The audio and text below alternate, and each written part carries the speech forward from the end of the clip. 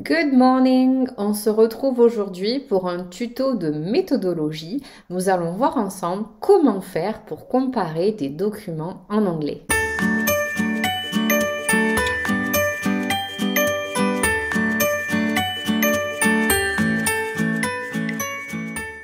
La consigne est souvent la suivante. Compare and contrast the three documents. En français, compare et contraste les trois documents. Pour cela, la première étape, vous devez analyser chacun des documents. C'est-à-dire, quel est le type de document? Est-ce une lettre, un article, un extrait de roman, etc., etc.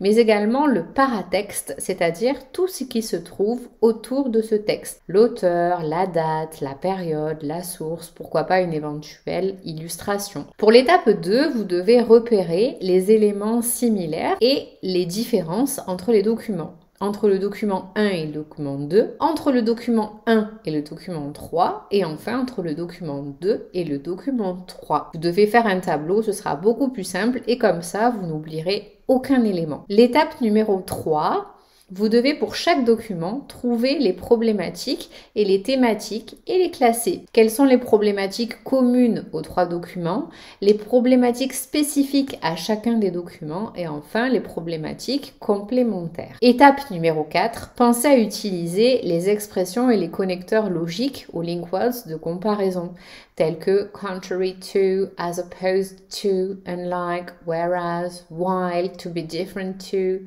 differ from, similarly, the same as, both, etc., etc. Et enfin, pour l'étape 5, il s'agit de la rédaction de votre synthèse structurée. Qui dit rédaction, pensez toujours à faire une petite introduction, un développement. Donc par exemple, pour la partie 1, ça peut être le document 3 contre le document 2, quelles sont les similarités, quelles sont les différences. Pour la partie 2, document 1 contre document 3.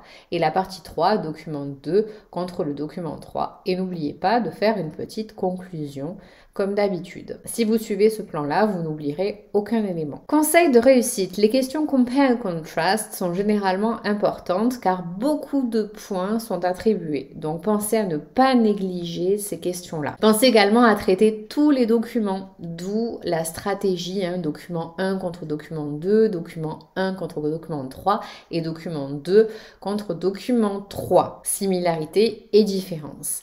Pensez également à respecter le nombre de mots demandés, toujours pareil, à plus ou moins 10%, et développer vos propos en fonction. Donc si on vous demande 100 mots, c'est pas la peine d'en faire 200. Et enfin, vu qu'on vous demande un nombre de mots précis, pensez à l'indiquer sur votre copie. Cela fera toujours plaisir à la personne qui vous corrige. J'espère que ces conseils vous ont été utiles. Merci et à bientôt. Thank you.